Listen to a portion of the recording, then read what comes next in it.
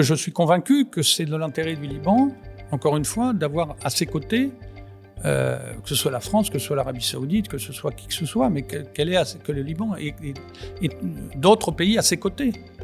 Et que ce n'est pas très bon d'être en face à face. En face à face avec les Israéliens, vous voulez dire ? Et les Américains. Et les Américains. Mais pour la France, il y a un côté émotionnel qu'on retrouve peu dans les autres postes, très, très honnêtement. Et c'est la relation qui s'est tissée, mais qui est aussi une relation qui vient de l'histoire, puisque la relation entre la France et le Liban n'a pas commencé au moment du mandat, mais avant, fait qu'il y a un lien, encore une fois, qui est autant de l'émotionnel que de la réalité. Bonjour Monsieur l'Ambassadeur. Bonjour Anthony Sravani, bonjour. Et merci beaucoup de nous accueillir ici, à la résidence des Pins, l'une des plus belles résidences d'ambassadeurs au monde. Aujourd'hui, on est là pour faire un bilan, tous les deux, sous un format conversationnel, de vos 3 ans en tant qu'ambassadeur au Liban, un poste si particulier qui suscite tellement de fantasmes en raison de la longue relation qu'entretiennent le Liban et la France, mais aussi de la perméabilité du Liban aux influences étrangères et même de la demande parfois d'influence de la part du Liban. Et ma première question, c'est la suivante. Par rapport à vos différentes expériences passées, est-ce que ce poste était finalement si particulier? Et si oui, en quoi l'était-il? Je pense que vous avez résumé d'une certaine manière la réalité de ce poste. D'abord, très clairement, c'est un poste unique dans le sens où cette proximité entre nos deux pays fait que c'est vraiment quelque chose qui est à la fois de l'ordre du professionnel, puisque après tout, nous sommes représentants d'un pays, quel que soit l'ambassadeur ici, mais pour la France, il y a un côté émotionnel qu'on retrouve peu dans les autres postes, très, très honnêtement. Et souvent, je fais la comparaison avec la Turquie, qui était mon poste précédent, et où je rappelle tout de même qu'en Turquie, nous sommes sur le même terrain pratiquement depuis la fin du XVIe siècle, et que la première ambassade de France, c'était 1536, qui était sans doute la deuxième ambassade permanente à être ouverte. Et donc une relation qui va fêter ses 500 ans dans quelques années. Mais ici, c'est autre chose. Pourquoi c'est autre chose? Et c'est ça aussi qui est intéressant, c'est que c'est difficilement explicable. Parce que le Liban n'a jamais été une colonie française. Souvent, on entend parler de la colonisation, etc. Ben non. C'était un mandat. Le Liban était un mandat.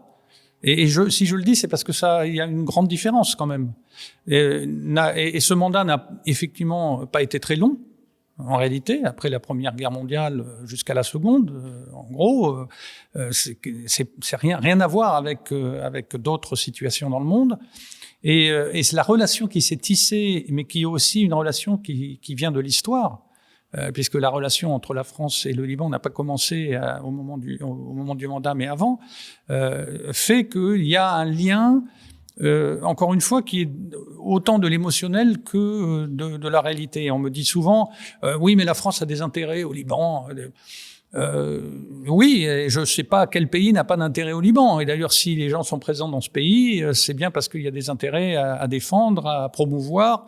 Et la France n'a pas là-dessus, je n'ai rien à dire de particulier. Oui, nous avons des intérêts. Sauf que ces intérêts sont d'une nature éminemment différente par rapport à certains de nos partenaires qui ont, comme nous, des intérêts économiques, des intérêts politiques. Mais nous, ça va au-delà. Et je pense qu'il y a une dimension fondamentale, et qui pour moi est un marqueur de ce pays, c'est la dimension culturelle, qui va au-delà de la dimension linguistique. Parce qu'évidemment, le pays est un pays francophone, donc cette dimension est importante. Mais je pense que c'est au-delà de la question simplement de la langue. Mais simplement parce que la langue est un moyen d'exprimer une culture. Et le fait que les Libanais pratiquent cette langue, connaissent cette culture, et certains d'entre eux sont d'ailleurs même des porte-drapeaux de la culture, je dirais francophone, même pas française dans le monde. Et puis on le sait bien avec Malouf, avec Hassan Salamé, avec des écrivains, fait qu'il y a cette proximité qui est, je pense, sans doute Bon, il y a très peu de comparaisons dans le monde, et ce qui fait que c'est une relation particulière. Et quand vous êtes ambassadeur de France dans ce pays, vous ne pouvez pas tenir compte de cette dimension qui est une dimension fondamentale et qui transcende les autres questions politiques, économiques, qu'un ambassadeur traite classiquement. Donc, quelque part, le Liban a une place disproportionnée dans la politique française par rapport aux intérêts réels, concrets qu'il suscite pour la France. On pourrait se dire ça si on l'analysait sur un plan purement rationnel de relations internationales. Mais justement, la question, c'est que ce n'est pas une relation rationnelle et ordinaire. Et donc finalement, cette relation n'est pas disproportionnée. Elle reflète une réalité, peut-être qui s'est développée à notre corps défendant au fil des siècles. Mais qui fait qu'il y a cette réalité-là, qui fait qu'aujourd'hui, le Liban tient une place, effectivement, vous l'avez dit sur les relations économiques, par exemple, la relation économique franco-libanaise représente très peu dans le commerce extérieur de la France, par exemple. Donc, voilà, là aussi, je suis désolé, je vais citer l'exemple de mon poste précédent. Le commerce bilatéral entre la France et la Turquie est égal au PIB du Liban. Et encore, on pourrait faire beaucoup plus. Donc, vous voyez, mais même si ça a l'air disproportionné, en réalité, c'est proportionné à cette histoire commune et à cette culture commune que nous partageons avec les Libanais. Pour ceux qui ne l'auraient pas encore compris, vous êtes un passionné de la Turquie et vous avez à la base une formation d'historien, et je pense que c'est assez intéressant dans votre vision des choses en général. Avant d'arriver au Liban, donc un ambassadeur, il se prépare, il étudie le pays, il lit des notes, etc. Est-ce que, après 3 ans, vous vous dites que ça ressemblait à peu près à ce à quoi vous vous attendiez, ou ça a été complètement différent, et là encore, en quoi? Alors, c'est jamais exactement ce à quoi on s'attend. D'un autre côté, pas rentrer dans trop de détails pour pas fatiguer les auditeurs, mais je suis rentré au ministère par un concours spécifique. Vous savez qu'il y a 2 voies pour rentrer au ministère, je vais le faire très vite, l'École nationale d'administration, qui est aujourd'hui l'INSP, ou un concours qu'on appelle le concours d'Orient. Et quand on rentre par le concours d'Orient, on est censé avoir une certaine connaissance d'une région géographique, d'une civilisation, d'une culture et d'une langue. Donc, ce qui fait que, en réalité, j'avais quand même une connaissance, pas fine, mais en tout cas une bonne connaissance de la question libanaise, parce qu'en fait, quand j'ai passé ce concours, malheureusement, c'était en plein pendant la guerre civile libanaise, donc la question libanaise était un sujet majeur à l'université, à Sciences Po, puisque je suis passé par Sciences Po Paris aussi, et ça semblait inextricable. Et il fallait essayer, pour préparer le concours aussi, d'étudier les différentes forces en présence. Et finalement, quand on arrive ici, on se retrouve... Elles n'ont pas trop changé. Dans une situation où, quelque part, on remet les choses... Et comme vous l'avez dit, comme j'ai fait des études d'histoire, pour moi, c'est toujours très important de connaître, d'avoir cette connaissance de l'histoire et finalement de se retrouver dans une situation où on retrouve un certain nombre de repères. Mais... même si les enseignements de l'histoire sont importants, on dit que l'histoire ne se répète jamais. Alors, moi j'ai tendance à dire qu'elle se répète jamais à l'identique. Mais il y a quand même des tendances qui sont des tendances lourdes et on voit bien qu'elles se poursuivent. Lesquelles, par exemple, au Liban? D'abord, cette dispersion, le fait que ces communautés elles existaient déjà à l'époque, il fallait bien voir quels étaient les équilibres entre les uns et les autres.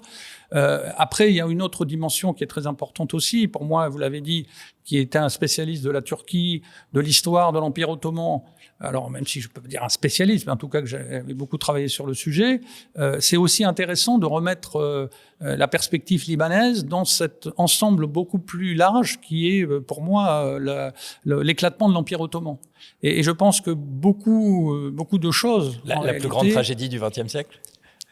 C'est l'éclatement des empires, je pense, est une dimension qu'on a sous-évaluée.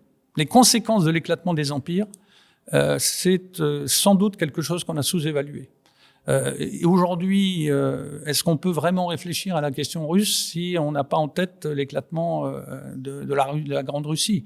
La situation en Europe centrale l'éclatement de l'Empire austro-hongrois a laissé des traces que nous vivons aujourd'hui encore. Alors, avec des degrés différents. Avec des degrés qui correspondent à une réalité sociale, culturelle de chaque pays et de l'émergence ou pas de démocratie ou de système politique particulier. Donc ici, dans cette région du monde, le système qui était en place était un système qui était aux antipodes de l'État-nation. Et donc aujourd'hui, réconcilier la notion de l'État-nation avec la réalité de ce qu'étaient les sociétés au moment où l'Empire a éclaté, c'est pour moi un sujet majeur d'analyse. Et donc, quand je suis arrivé ici, quelque part, j'avais un peu ces différentes idées. D'abord, le fait qu'il y avait toutes ces communautés qui vivaient ensemble dans ce pays, mais aussi cette histoire de cette région, qui est une histoire particulière et qui est une histoire troublée parce que après l'Empire ottoman, on voit bien que l'émergence des différents États ne s'est pas faite facilement et contrairement à certaines régions du monde, d'ailleurs, elle ne s'est pas faite en interrogeant les populations sur ce qu'elles voulaient.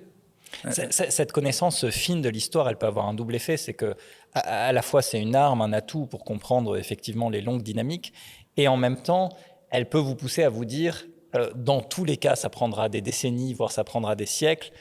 Alors, à quoi ça sert d'essayer de pousser des dynamiques au quotidien? Comment vous réussissez à trouver un équilibre comme ça entre le temps long et parfois l'urgence diplomatique? Parce que je pense que il faut être conscient des deux, en réalité.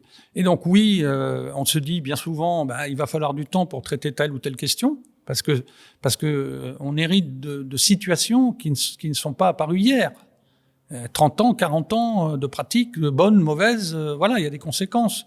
Mais en même temps, c'est pour ça qu'on est là. C'est pour essayer d'accompagner un changement, pour essayer de voir si on ne peut pas aider, par exemple, en ce moment au Liban, aux réformes à se mettre en place. Et ça, c'est très concret. Et donc, ce matin, nous étions avec une vingtaine d'ambassadeurs de l'Union européenne, de pays ayant les mêmes idées que nous, les Britanniques, les Canadiens, pour aller dire au président du Parlement que nous pensions qu'il fallait continuer à poursuivre sur les réformes, qu'il fallait travailler sur les réformes bancaires que les Libanais attendent depuis des années, qu'il fallait avancer sur la question de la réforme de la justice, parce que la justice est au cœur des préoccupations des gens, c'est quelque chose de très concret. Et donc vous pouvez passer toutes les lois que vous voulez, s'il n'y a pas de justice qui fonctionne, voilà, on voit bien ce qui se passe. Monsieur l'ambassadeur, vous m'avez dit à plusieurs reprises, mon plus grand regret peut-être, c'est que le Liban n'ait pas suffisamment avancé durant les 3 années où j'ai été en poste. Qu'est-ce qui fait justement, vous avez parlé des réformes, il y a d'autres sujets clés, qu'est-ce qui fait aujourd'hui que le Liban n'avance pas? C'est ce temps long dont vous avez parlé, ou ce sont des réalités peut-être plus contemporaines, ou c'est au contraire peut-être même un équilibre entre les deux? D'abord, je dis pas exactement ce que vous avez dit. Je retire. Oui, non, simplement pour être très clair, c'est que j'ai quand même passé la première année et demie de mon séjour ici. D'abord, il y avait la guerre, mais surtout, il n'y avait pas de président. Et donc, il y avait un gouvernement qui était un gouvernement d'expédition des affaires courantes. Donc, on était dans une situation très particulière. Et donc, on ne pouvait pas s'attendre à ce moment-là à ce que le Liban change du tout au tout dans cette situation-là. À partir du moment où un président a été élu, ou un gouvernement considéré comme réformateur a été nommé, c'est là que nous nous sommes dit, c'est maintenant que ça commence. Et je pense qu'il y a une ambiguïté ici, c'est-à-dire que pour beaucoup de gens, ça y est, c'était fini. Non, pour nous, très vite, c'était toute cette histoire et toutes les conséquences de cette histoire, c'est maintenant qu'on va pouvoir y faire face, mais elles sont bien là et ça va pas être simple et ça va pas se faire en quelques mois. Après, on peut dire ça va pas assez vite, ça va trop vite, ça va pas. Là, c'est bon, mais simplement, il faut tenir compte de cette réalité, mais il faut continuer à pousser, à avancer et très clairement, dans cette année et demie qui est passée maintenant. Il y a beaucoup de choses qui ont été faites et j'en reviens toujours à la justice parce que je pense qu'il y a beaucoup de choses qui ont été faites dans le domaine de la justice et on peut que saluer le travail du ministre dans ce contexte-là. Il y a des choses qui avancent moins vite. C'est pour ça que j'ai cité aussi la réforme bancaire parce que je pense que vis-à-vis des Libanais, il y a une responsabilité collective au fait que les gens puissent retrouver un système bancaire qui fonctionne. Mais Mais voilà, la question, c'est qu'il faut remettre chaque jour l'ouvrage sur le travail, donc se remettre à l'ouvrage tous les jours. Donc c'est ça le sujet. Alors on peut estimer que ça va pas assez vite, et je comprends que vous l'estimez, vous le pensez? Et parfois nous avons aussi cette frustration-là, mais d'un autre côté, il faut aussi tenir compte des réalités et continuer à travailler. Je disais en introduction, j'utilisais le mot fantasme, parce que c'est quelque chose, quand on parle à n'importe qui, que fait l'ambassadeur, on a l'impression que l'ambassadeur en France, il fait et défait les gouvernements, il élit les présidents, il nomme les ministres, l'ambassadeur de France au Liban, pardon. Ça a pu être vrai par le passé. Qu'est-ce qui est vrai aujourd'hui et qu'est-ce qui ne l'est plus? C'est quoi exactement l'influence de la France au Liban? Tout d'abord, moi, je suis un profond sceptique sur cette idée. Pourquoi? Parce que je pense que les pays extérieurs qui considèrent avoir beaucoup d'influence dans un autre pays, et ils en ont, il faut pas se leurrer, en réalité, la situation est beaucoup plus complexe qu'elle n'y paraît, et je suis convaincu qu'in fine, ce sont toujours les locaux, les gens du pays qui l'emportent. Et que nous avons l'illusion, y compris les plus grandes puissances de cette planète, nous avons l'illusion que c'est nous qui dictons un ordre et je ne crois pas du tout que c'est comme ça, que ce soit comme ça que ça se passe. C'est pas pour dire que nous n'avons pas une influence. Mais in fine, je pense que ce sont bien les autorités locales, pour des raisons qui sont très simples et qui s'appliquent d'ailleurs à la France, aux États-Unis, à la Russie, à qui vous voulez. In fine, ce sont les contingences locales qui prennent le pas. Et nos dirigeants, quels qu'ils soient, ils prennent toujours en compte les réalités locales. Et donc vous, qu'est-ce que vous pouvez faire? Vous pouvez orienter certaines décisions dans le sens de ce qui vous semble le mieux, oui, à la fois pour le Liban et pour vos intérêts? Alors, ce qui a peut-être changé par rapport au passé, c'est qu'il y a un certain nombre de choses que nous faisions un peu tout seuls, parce que nous pensions que nous avions une force d'attraction suffisante tout seuls. Aujourd'hui, le monde a changé, et on voit bien que, quelle que soit la puissance, même celle qui essaye de résoudre les choses toute seule, à un moment ou à un autre, elle a besoin de coalition. On a besoin de mobiliser. Et donc aujourd'hui, le rôle de la France est un rôle sans doute différent de ce qu'il était précédemment, mais qui est un rôle qui est lié à la réalité du moment, qui est que nous réussissons quand nous arrivons à mettre en place des coalitions suffisamment fortes. Et c'est ça notre objectif. C'est-à-dire, mais ça veut dire que c'est un travail beaucoup plus complexe, beaucoup plus profond, parce que arriver et dire bon, maintenant il faut que vous fassiez ça ou il faut que vous fassiez ça, c'est une chose, mais bâtir des coalitions, convaincre les gens, travailler avec tout le monde, c'est beaucoup plus complexe, beaucoup plus long. Même si on peut penser qu'à la fin le résultat sera là, la réalité c'est que ça demande beaucoup d'efforts. Est-ce qu'il y a une demande de France encore très forte au Liban? Moi, honnêtement, je ne sais pas si c'est à l'ambassadeur de France qu'il faut poser cette question. Je pense que c'est aux Libanais qu'il faut la poser. Moi, ce que je vois, c'est que, en tout cas, dans une certaine partie de la population, oui, il y a une volonté de rester lié avec la France. Je ne sais pas si c'est un désir de France, parce que après, ça va un petit peu loin pour moi. Mais en tout cas, je pense pour certains, il y a une vision que le destin du Liban et les destins de la France sont tout à fait liés, restent liés et resteront liés. Est-ce que vous auriez aimé que Beyrouth manifeste, par exemple, sur la question du mécanisme, sur la question du maintien ou de l'après-finule? Est-ce que vous auriez aimé que les autorités libanaises montrent davantage leurs besoins, leur envie que la France garde un rôle central? Sans doute, parce que je suis convaincu que c'est de l'intérêt du Liban, encore une fois, d'avoir à ses côtés, que ce soit la France, que ce soit l'Arabie Saoudite, que ce soit qui que ce soit, mais que le Liban et d'autres pays à ses côtés. Et que ce n'est pas très bon d'être en face à face. Donc, en face à face avec les Israéliens, vous voulez dire? Et les Américains. Et les Américains. Mais simplement, c'est parce que ça me semble être un équilibre. Il faut un équilibre. Bon, mais encore une fois, moi je respecte. C'est le choix des autorités libanaises. Et donc il faut le respecter. C'est pas nous qui pouvons imposer une formule quelle qu'elle soit. Il faut que ce soit les autorités libanaises, et nous respectons tout à fait ce choix des autorités libanaises, et c'est à elles qu'il faut poser cette question. La particularité de la diplomatie française au Liban, notamment, c'est qu'elle parle à tout le monde, elle a des liens avec tous les acteurs.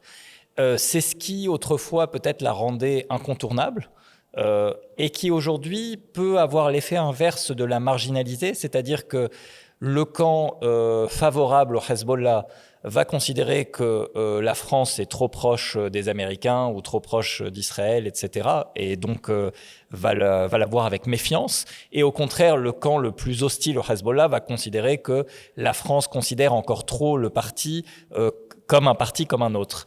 Est-ce que vous défendez encore cette logique et est-ce que vous pensez surtout qu'elle est encore efficace ? D'abord, je pense qu'il faut parler aux chiites de ce pays. Et je pense qu'il faut que tout le monde est d'accord sur cette proposition-là. Ensuite, le débat qui porte sur le Hezbollah spécifiquement me semble aujourd'hui dépassé, dans le sens où tout le monde pratiquement parle au Hezbollah. Et que même le président des États-Unis a dit qu'il pourrait le faire. Alors après, il faut interpréter ces déclarations pour ce qu'elles sont, mais voilà. Donc la réalité, elle est ce qu'elle est. Après, on peut se demander s'il fallait le faire d'une telle manière ou de telle autre manière, mais il y a une réalité libanaise qui est ce qu'elle est. Il y a un certain nombre de messages que nous avons pu porter et que nous continuons à porter, et je pense qu'ils sont dans l'intérêt de tous. Mais encore une fois, nous ne sommes pas les seuls à le faire. Alors peut-être que c'est dans ce sens-là où notre capacité à être un lien entre les uns et les autres a diminué. C'est parce que finalement, il y a beaucoup plus de monde aujourd'hui qui le fait. Donc moi, je ne vais pas revendiquer le fait que nous avions compris la situation avant les autres. Mais simplement, il y a une réalité dont il faut tenir compte et que d'autres ont pris en compte comme nous.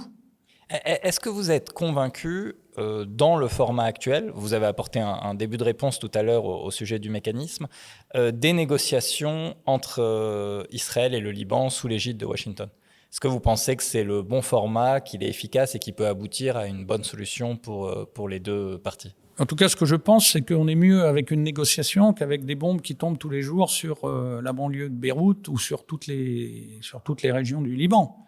Donc, pour un diplomate, c'est compliqué d'être contre une négociation. Et je pense que c'est l'intérêt du Liban, aujourd'hui, de pouvoir mener sa négociation avec ses priorités. Et c'est ça qui importe, en réalité. C'est encore une fois, je veux toujours remettre la question sur cet angle-là. Ce sont les autorités libanaises qui, aujourd'hui, doivent décider. Et c'est elles qui doivent porter un projet.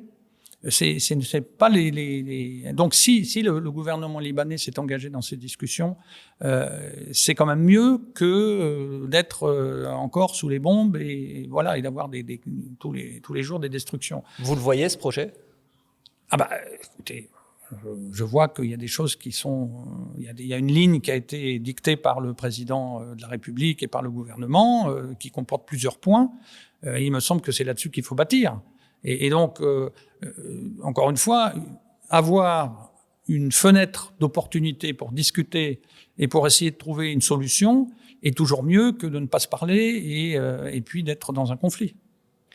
Est-ce que ce qui est demandé à la fois par une partie et par l'autre vous semble réaliste ? C'est-à-dire du côté libanais de récupérer le monopole des armes et du côté israélien, à terme, si la question du Hezbollah est réglée, de respecter la souveraineté libanaise ? En tout cas, je pense que les données du problème sont très claires. Il y a d'autres situations dans le monde où je pense que c'est beaucoup plus compliqué. On ne voit pas très bien quelle solution pourrait... Quand vous dites c'est très clair, c'est-à-dire que vous êtes convaincu que en cas de désarmement du Hezbollah, ou appelons-le autrement, Israël en tant que tel ne pose pas une menace pour la sécurité du Liban. J'ose espérer que les assurances qui sont données, notamment par nos amis américains, reflètent la réalité. Et donc c'est ce qu'ils redisent, ce qu'a encore redit le président Trump hier. Oui, je pense qu'il y a une frontière, il y a deux États. On n'est pas dans une situation où c'est un vide, il y a un vide quelque part. Là, il n'y a pas de vide. Nous avons condamné l'occupation israélienne parce que c'est une occupation d'un autre pays. Voilà. Et en même temps, nous savons que les Israéliens ont des préoccupations en matière de sécurité pour leur propre pays. Paris insiste beaucoup pour soutenir l'armée libanaise, une armée qui est amenée à jouer un rôle central dans la question du désarmement du Hezbollah. Qu'est-ce qu'il faudrait, à votre avis, pour que l'armée soit en capacité de réaliser cette mission ? D'abord, l'idée, c'est de faire une conférence pour aider au renforcement de l'armée libanaise, globalement, pour ses différentes missions. Donc aujourd'hui, il y a une situation sécuritaire qui est ce qu'elle est, qui ne permet pas pour le moment d'organiser cette conférence qui devait se tenir au mois de mars. Et quelques jours avant. Elle est prévue quand même durant cet été, cette conférence ? Nous sommes en train de discuter avec nos partenaires sur la date de cette conférence. Donc elle est toujours d'actualité. La question, c'est de savoir si c'est dans les quelques semaines qui viennent ou juste au début de la rentrée. Mais oui, elle est toujours d'actualité. Mais si l'armée était effectivement soutenue, elle aurait les capacités de mener cette mission ? Après, là encore, c'est une question qu'il faut poser aux autorités libanaises. Moi, je suis assez frappé par ce débat. Je veux dire, le président de la République est l'ancien commandant en chef. Il a une connaissance sans doute très fine des réalités libanaises. Et nous lui faisons confiance. Et donc, nous, ce que nous disons, c'est que nous sommes prêts à aider l'armée libanaise dans les différentes missions qui lui seront assignées. Et nous pensons que mieux placé pour savoir exactement ce que peut faire l'armée libanaise, c'est le président de la République et ce sont les autorités libanaises. Il nous reste peu de temps, mais j'aimerais tout de même avoir votre vision sur la région. Je sais que c'est un sujet qui vous passionne aussi. Et je me demande aujourd'hui quelle politique, quelle diplomatie peut avoir un pays comme la France dans une région en mutation permanente ?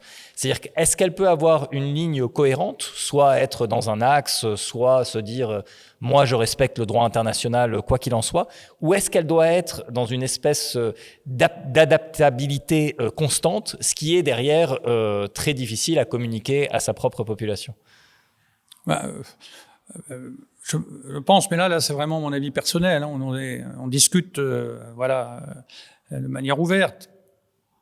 Je vais pas vous donner la position officielle de la France. On est entre nous. On est entre nous, voilà. Moi, je pense qu'aujourd'hui, il faut essayer de concilier les deux. Et c'est ça qui est compliqué. C'est-à-dire, c'est à la fois d'être capable de bâtir des coalitions qui peuvent aider à la stabilisation de la région. Ça veut dire de travailler avec les autres. Trop souvent, et c'est normal, chacun a ses intérêts et chacun fait passer ses intérêts en premier. C'est bien normal. Mais il faut tenir compte de cet élément-là. Mais en même temps, nous avons un intérêt collectif à stabiliser cette région. Que ce soit la Syrie, l'Irak, le Liban, nous avons un intérêt collectif à le faire. Donc notre rôle doit être un rôle d'artisan de ces coalitions ou de cette stabilisation. En même temps, il faut savoir s'adapter à l'évolution des situations et aux problèmes qui nous sont donnés, mais toujours en ayant bien clairement en tête cette nécessaire réflexion et action sur la stabilisation nécessaire, mais en fonction des éléments qui bougent, parce qu'on ne peut pas rester sur une ligne qui est intangible. Et ça veut dire, en ce qui concerne la France et certains de ses partenaires, sans doute, quand même garder en tête les valeurs qui font celles qui nous portent, parce que c'est ce qui aussi fait notre différence.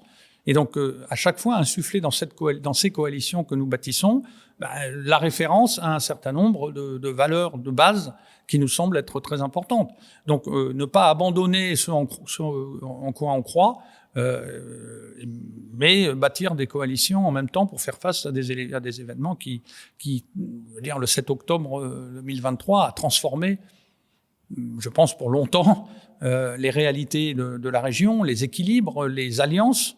Eh bien, il faut les rebâtir, retravailler à cette stabilité, mais en gardant toujours une ligne.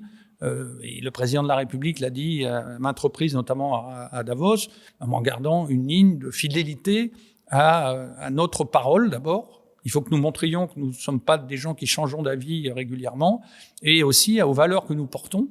Et ça doit être notre ligne directrice, mais toujours en nous adaptant aux situations. Comment vous la voyez justement évoluer, cette région, à l'heure où on est en train de discuter? La guerre est peut-être en train de reprendre entre les États-Unis et l'Iran. Depuis le 7 octobre, il y a eu beaucoup de changements. Est-ce que vous voyez des choses qui sont déjà claires dans la recomposition géopolitique, ou tout est encore possible? Je pense que ce qui est clair, c'est que ça sera très difficile de revenir à la situation précédente. Et donc, il va falloir rebâtir une façon de vivre ensemble. C'est un peu compliqué de le dire maintenant, un peu tôt, tout simplement parce que la guerre n'est pas finie. On voit bien, il y a à nouveau des frappes en Iran.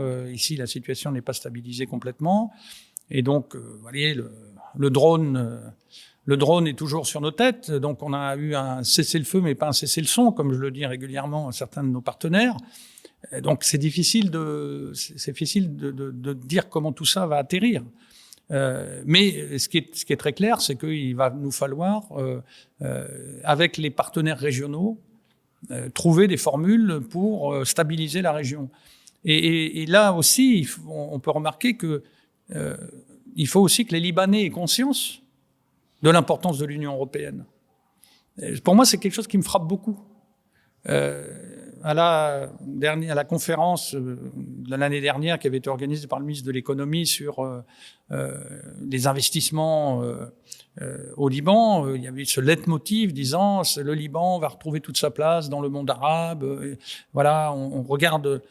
Oui, mais n'oublions jamais que le Liban, c'est aussi un pays de l'Ouest, un pays de l'ouverture vers la Méditerranée. Dans ce pays, on se réfère beaucoup aux Phéniciens à juste titre. Ben, les Phéniciens, ils sont allés nourrir la Méditerranée. Et le Liban, sa place, elle est entre ces deux mondes-là. Elle fait partie des deux. Et c'est ça la valeur, la différence. Et donc je pense qu'il y a une sous-évaluation, une sous-estimation de l'importance de l'Union européenne et de l'Europe pour le Liban. L'Europe est un partenaire majeur. Aujourd'hui, c'est le premier partenaire en matière d'aide au Liban. On le répète pas assez. Alors, les questions militaires à part, parce que là, les Américains sont très impliqués, bien sûr, mais sur l'aide au Liban, l'Europe est un des partenaires majeurs. Et donc, quand on parle de l'avenir de ce pays, il faut qu'on parle de l'avenir de ce pays comme un pays qui fait ce pont-là. Et cette identité libanaise, c'est là qu'elle est la plus forte. Parce que, on le voit bien, les Libanais partout dans le monde, ce sont des gens qui sont porteurs de ce lien entre les différentes cultures de cette région. Et que ce soit la culture arabe, mais aussi que ce soit la culture européenne. Et ils sont vraiment les mieux placés aujourd'hui pour porter cette identité-là, et je pense qu'il faut qu'ils en aient conscience. Une dernière question, si vous deviez garder un seul moment et un seul plat de ces 3 dernières années, ce serait lesquels? Alors ça, c'est une question piège, parce qu'un seul plat au Liban, il faut être gonflé quand même, de me poser cette question-là.